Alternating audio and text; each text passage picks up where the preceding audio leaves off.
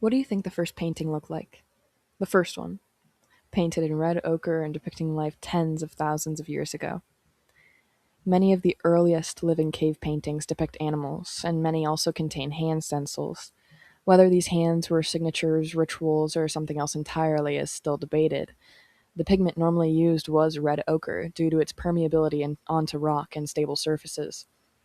Why did these people never draw people? They did, but only full body, normally stick figure esque. We don't know why they chose to focus on animals, but why did they never paint portraits? Historians and archaeologists have proposed many explanations for why early cave art so often emphasizes animals over human faces. Some suggest animals were simply more important to survival. Others argue that paintings have had ritual purposes.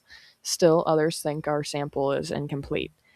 We only have the art that happened to survive, thanks to caves. So, when did people start making art of people? The oldest found face of a human make was a sculpture piece from 25,000 years ago, Venus of Brassempouy, if I'm saying that right.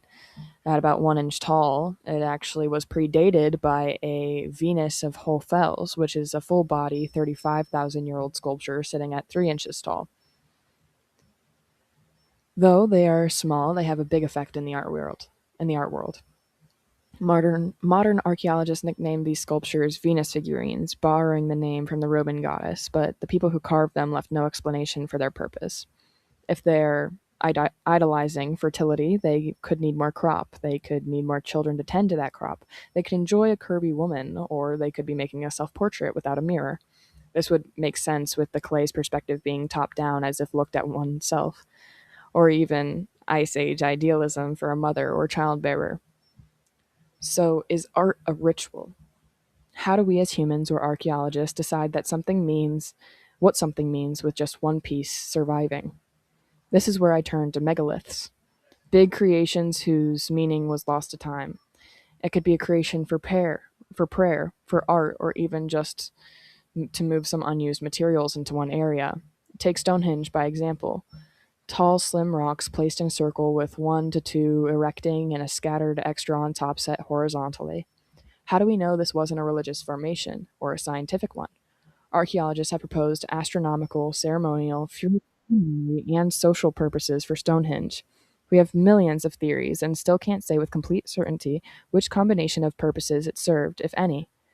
The point is, the mystery that shrouds these formations are what give them meaning for new generations, worshipping the ancestors that may have set foot in that very spot or the earth that it sits on. The structures, though not considered to be following the common definition of art, have the same goal of preserving, celebrating, and literalizing a sensory or an idea into a piece of art. What it accomplishes its goal with, like an idea, when lost, can be a blank slate for a new generation's interpretation, belief, ideal, or evidence. And bringing back to an archive file from before, rituals, I would argue, art can also be found in weddings, funerals, and holidays. That proves you cannot separate the art from the context it resides in. Religion, art, politics, and memory are often inseparable in many ancient societies, and having a debrief on another will only give more context to the other. Between entries, there will also be ties to art pieces. I encourage you to find interest in those connections to get the full story. Thank you for walking with me through the archive files.